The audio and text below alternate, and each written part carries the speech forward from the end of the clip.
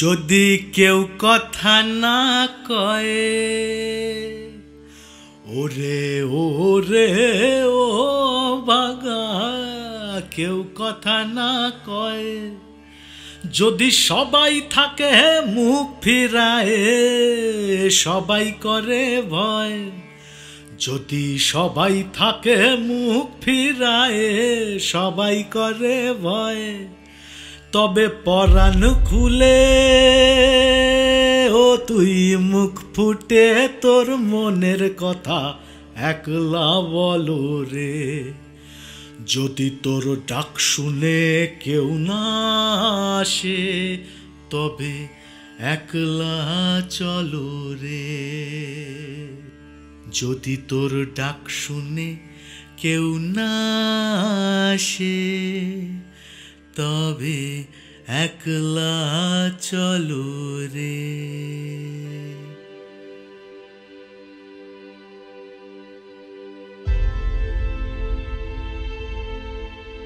ভারত মাতাকে শাসকের শিকল থেকে মুক্ত করতে আপামর ভারতবর্ষের নারী পুরুষ নির্বিশেষে যেন এক ব্রত পালনে মেতে উঠেছিলেন, যে ব্রত পালনের একমাত্র উদ্দেশ্য নিজের জীবন বিসর্জন দিয়েও মাতৃভূমিকে রক্ষা করতে হবে, অন্যের পরানো শিকল থেকে নিজের দেশ ও মাতাকে উন্মোচিত করতে হবে।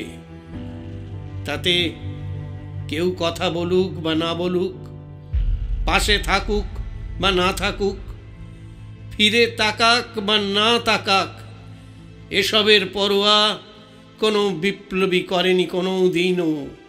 তাই এত জোর গলায় তারা বলতে পেরেছিল, নাই নাই ভয়, হবে হবে জয়। আকাশের দিকে তাকিয়ে যেমন রোদ বৃষ্টির সঙ্গম স্থলে সরলা দেবী ঈশ্বরের সান্নিধ্য পেয়েছিলেন, ঠিক তেমনি হয়তো প্রতিটা নারী শক্তির মধ্যেই সারদা মা দেখতে পেয়েছিলেন ভারতবর্ষের স্বাধীনতা। আসলে মায়েরা তো এমনটাই হয়, সন্তান যতই কুপথে যাক না কেন, বারবার সাবধান করেও তাকে ত্যাগ করা যায় না, তাকে আবার ফিরিয়ে আনতে হয় সঠিক দিশায়। নিজের তেজ আর দৈহিক শক্তি দিয়ে অন্যায়ের বিরুদ্ধে রুখে দাঁড়ানোর কিংবা প্রতিবাদ করার সাহস জোগাতে হয় মাকে। সেই কারণেই ভগিনী নিবেদিতা যখন সরলা দেবীকে ধৈর্য ধরে অপেক্ষা করার কথা বলেছিলেন, সেই ঈশ্বর সৃষ্ট মুহূর্তটাই হয়তো নারী শক্তিকে জাগ্রত করতে, তাদের ভেতরের আগুনকে বাইরে বের করে আনতে সক্ষম হয়েছিল। আর তাই সমাজ কি ভাববে, আদৌ মানুষের তৈরি সমাজে তারা আর কখনো ফিরে আসতে পারবে কি না, সেসব কথার তোয়াক্কা না করেই কুমারী, বিবাহিতা, অবিবাহিতা, বিধবা, অন্তঃসত্ত্বা, এমনকি বৃদ্ধা রমণীরাও এগিয়ে এসেছিলেন দলে দলে।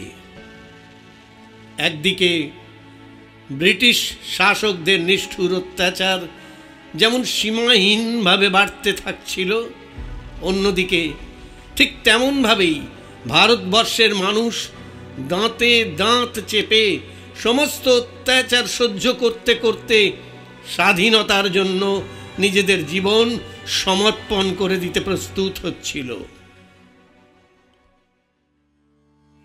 নমস্কার, আমি মলয় কুমার সেন, লেখিকা মন্দিরা মুখার্জির স্বাধীনতা সংগ্রামে নারীদের ভূমিকা নিয়ে লেখা আমার দেশের মাটি গল্পের মাধ্যমে আপামর ভারতবর্ষের স্বাধীনতা সংগ্রামী নারীদের প্রতি জানাই আমার সশ্রদ্ধ প্রণাম।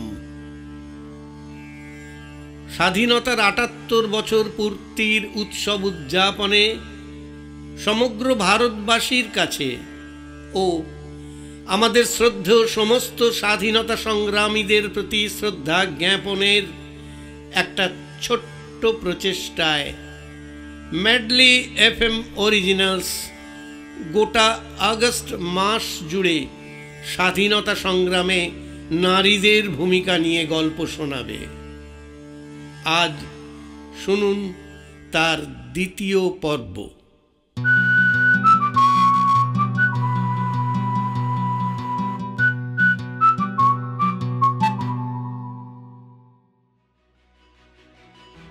আজকের পর্বে যে সময়ের কথা তুলে ধরছি, সেই সময়ে ব্রিটিশদের অতর্কিত আক্রমণ আর নিষ্ঠুর অত্যাচারের মাত্রা বিভীষিকার আকার ধারণ করেছিল। ওদের কথার অবাধ্য হলেই ওরা নর্দমার জল, শৌচাগারের নোংরা এনে মাথায় ঢেলে দিত, কখনো বাড়ি ঘর ভেঙে পুড়িয়ে দিত। প্রতিবাদ করলেই পরদিন সকালে বাড়ির পাশের কোনো গাছে পাওয়া যেত ঝুলন্ত লাশ। অসহায় গরিব মানুষগুলো অনাহারে দিন কাটাত। দিন রাতের পরোয়া না করেই বাড়ির মেয়ে বউদের তুলে নিয়ে চলে যেত ব্রিটিশ পুলিশ। তবু এত কিছুর মধ্যেও নিজের ভাইয়ের ছেলের কাছে বিপ্লবের দীক্ষা নিলেন বিধবা ননিবালা দেবী। কলকাতায় শ্রমজীবী সমবায় নামে একটা দল প্রতিষ্ঠিত হলো, আর ননিবালা হুগলির বিভিন্ন জায়গায় ছদ্মবেশে মাসিমা পিসিমা হয়ে ঘর ভাড়া নিয়ে বিপ্লবীদের আশ্রয় দিতে লাগলেন। ভারত জার্মান ষড়যন্ত্রের খবর পেয়ে পুলিশ শ্রমজীবী সমবায়ের তল্লাশি করে রামচন্দ্র মজুমদারকে গ্রেপ্তার করে। বাকিরা পালিয়ে যায়। রামচন্দ্র মজুমদার গ্রেপ্তার হয়ে ৩ নম্বর রেগুলেশনে সেন্ট প্রিজনার হন।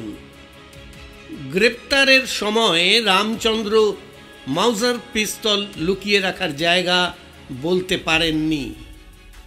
বিধবা ননিবালা রামচন্দ্রের স্ত্রী সেজে প্রেসিডেন্ট জেলে ইন্টারভিউ দিয়ে পিস্তলের খবর নিয়ে আসেন।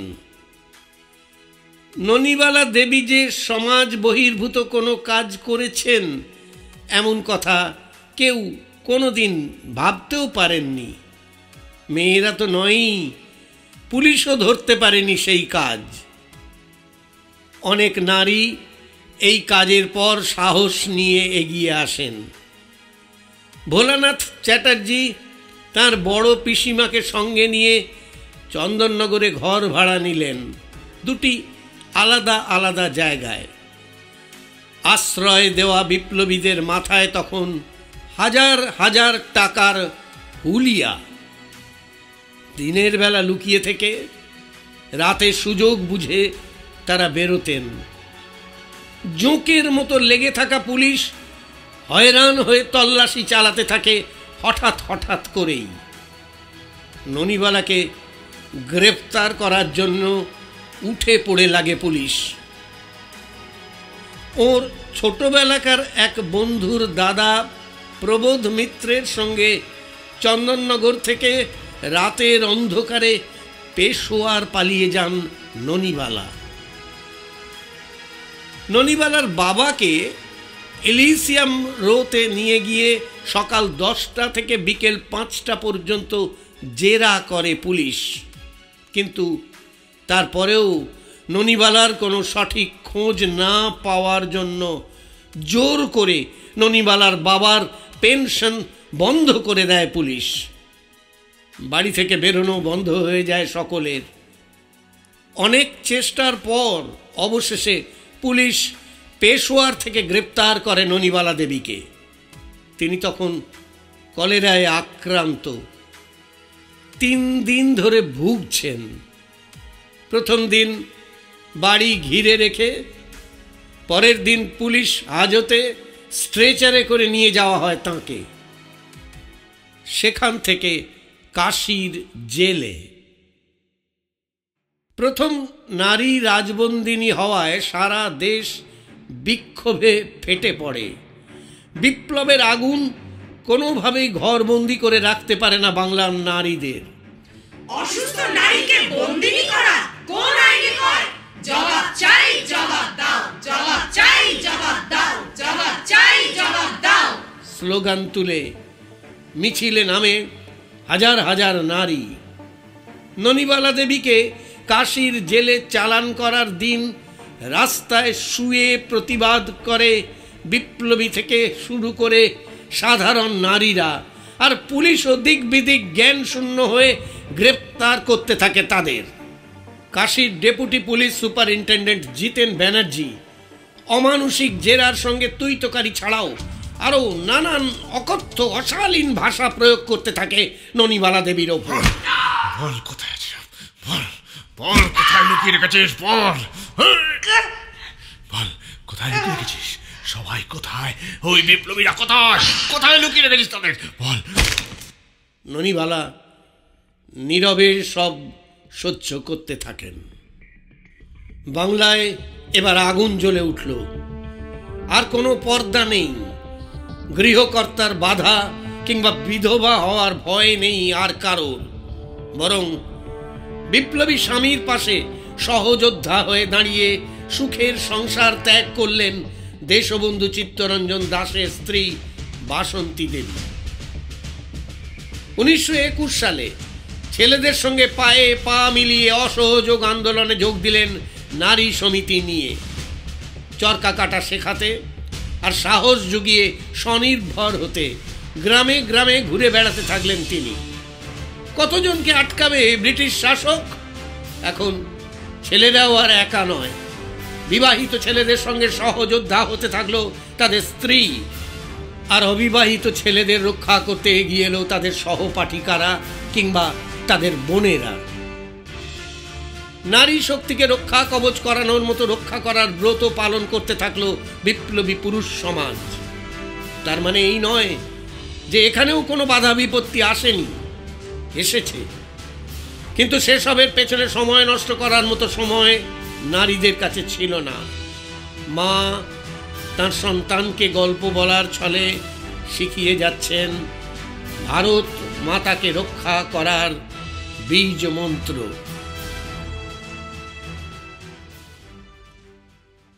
রাতের অন্ধকারে বেরিয়ে গেলে দিনের বেলা ছেলেটাকে বা মেয়েটাকে আর কখনো দেখতে পাবে না।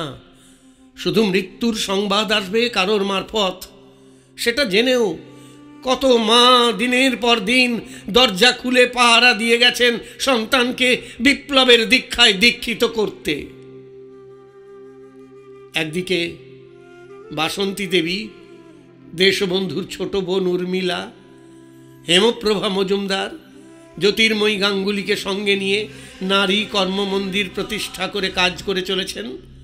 অন্যদিকে দেশবন্ধু গান্ধীজির কাছে গিয়ে ওয়ার্কিং কমিটি থেকে অনুমতি আনলেন গভর্নমেন্টের অন্যায় আইন ভাঙবার। বাসন্তী দেবী আর দেশবন্ধুর ছেলে চিররঞ্জন বউবাজার আর কলেজ স্কোয়ারে স্বেচ্ছাসেবক ছেলে মেয়েদের সঙ্গে হরতাল শুরু করলে চিররঞ্জন সহ 21 জনকে পুলিশ গ্রেপ্তার করল। সার্জেন্টরা চিররঞ্জনকে অমানুষিক মার মারল। বাসন্তী দেবী ছেলের সঙ্গে দেখা করতে গিয়ে আঘাতের সমস্ত চিহ্ন স্পষ্ট দেখতে পেলেন। তবু বুকে পাথর চেপে রেখে বললেন, নিজের ছেলেকে আগে জেলে না পাঠালে অন্যের ছেলেকে ডাকবো কি করে? চোখের জল মুছে ঘরে ফিরলেন বাসন্তী দেবী। খাদির দ্রব্য কাঁধে তুলে দলের সকলকে সঙ্গে নিয়ে বেরিয়ে পড়লেন বড় বাজারে। লক্ষ্য আইন অমান্য ও হরতাল। ওই জমায়েত থেকে পুলিশ গ্রেপ্তার করে থানায় নিয়ে গেল উর্মিলা, নারী কর্মমন্দিরের একজন কর্মী সুনিতা আর বাসন্তী দেবীকে। ততক্ষণে সাধারণ মানুষ থানা ঘিরে ফেলেছে। বাসন্তী দেবী কথা প্রসঙ্গে ওখানে বসে জানলেন কাশি জেলে ননিবালার ওপর অমানসিক শারীরিক অত্যাচার চালাচ্ছে জিতেন ব্যানার্জি। জমাদারনিদের দিয়ে লঙ্কা বাটা নিম্নাঙ্গে ঢুকিয়ে পানিশমেন্ট সেল বা শাস্তি কুঠুরিতে আধ ঘন্টা পুরে রেখে অজ্ঞান অবস্থায় বের করে এনেছে ননিবালাকে। কিন্তু হাজার অত্যাচারেও মুখ দিয়ে একটা কথাও বের করে উঠতে পারেনি পুলিশ। ননিবালা খাওয়া দাওয়া বন্ধ করে দিয়েছেন। জেল কর্তৃপক্ষ, জেলা ম্যাজিস্ট্রেটও তাকে অনুরোধ করে খাওয়াতে পারছে না। বাধ্য হয়ে আজ রাতে প্রেসিডেন্সি জেলে নিয়ে আসা হচ্ছে তাকে। বাসন্তী দেবী দেখা করতে চেয়ে আবেদন জানালেন। প্রেসিডেন্সি জেলে পায়ে ও হাতে কড়া পরিয়ে ঢোকানো হচ্ছে ননিবালাকে। বাসন্তী দেবীরা পুলিশের সঙ্গে গিয়েই চোখের দেখা দেখে এলেন। মুখে কোনো কথা বলতে পারলেন না। অগ্নিকন্যা ননিবালার চোখ দিয়ে তখনও যেন আগুন ঠিকরে বেরোচ্ছে। ওদের ওখান থেকে লালবাজার নিয়ে আসে পুলিশ। ছাড়া পান না কেউই, কারণ মুচলেকা কোনো মতেই দেবেন না বাসন্তী দেবীরা। প্রেসিডেন্সি জেলে রেখে দেওয়া হলো ওদের জেদ জামিনে মুক্ত হবেন না ওরা। বড়বাজারে জনতা তখন প্রচন্ড ক্ষিপ্ত হয়ে উঠেছে। সকলের মুখে একটাই কথা, আমরাও জেলে যাব, আমরাও জেলে যাব, আমরাও জেলে যাব।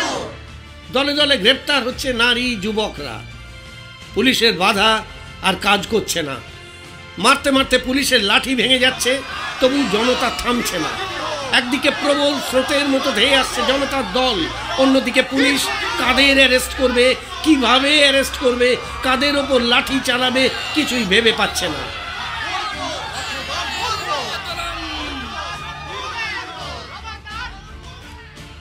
এত মার খাওয়ার পরেও কেন কেউ ভয় পাচ্ছে না, এই নিয়ে ভাবনা চিন্তা করতে নিজেদের মধ্যেই আলোচনায় বসে গেল ব্রিটিশ গভর্নমেন্ট। কতটা নির্মম, নিষ্ঠুর, নির্দয় হতে পারলে তবেই তার পক্ষে সম্ভব কোনো মহিলার নিম্নাঙ্গে লঙ্কা বাটা ঢুকিয়ে দেওয়া।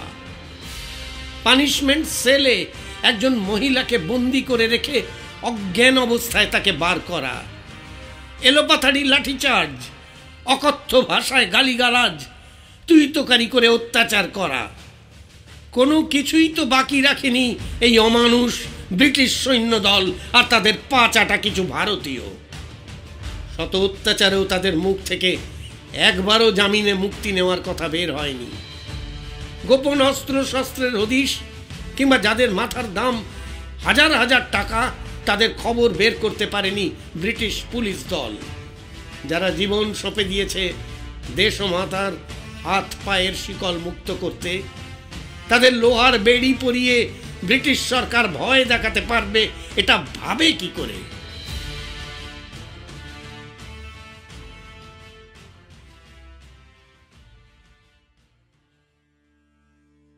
স্বাধীনতার এত বছর পরে বিষয়গুলো গল্পের মতো শোনা হলেও চোখের সামনে যেন জীবন্ত হয়ে ওঠে ঘটনাগুলো।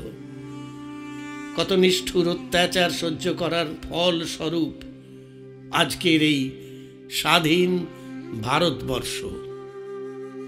আমাদের দেশ ও মাতৃকার বন্দনায়, মাতৃভূমিকে রক্ষার তাগিদে প্রতিটা ভারতবাসীর এগিয়ে আসা উচিত। স্বাধীনতার ৭৮ বছর পরেও অনেক মানুষের কাছে এই সত্যি ঘটনাগুলো হয়তোবা অজানা রয়ে গেছে। আর সেই অজানাকে জানবার জন্যেই আমাদের ম্যাডলি FM অরিজিনালসের পক্ষ থেকে সেই সমস্ত ইতিহাস সাক্ষী মুহূর্তগুলোকে সকলের সামনে তুলে ধরার এই ছোট্ট প্রয়াসে আমরা ব্রতী হয়েছি। গোটা আগস্ট মাসের প্রত্যেক সপ্তাহে স্বাধীনতা সংগ্রামী নারীদের কেন্দ্র করে নতুন নতুন গল্প নিয়ে আমরা ফিরে আসছি আপনাদের কাছে। আপনারা আমাদের সঙ্গে থাকুন। আমি ভয় করব না, ভয় করব না, দুবেলা মরার আগে মরব না ভাই, মরব না। তরিখানা বাইতে গেলে মাঝে মাঝে তুফান মেলে, তাই বলে হাল ছেড়ে দিয়ে ধরব না, কান্নাকাটি ধরব না। আমি ভয় করব না, ভয় করব না।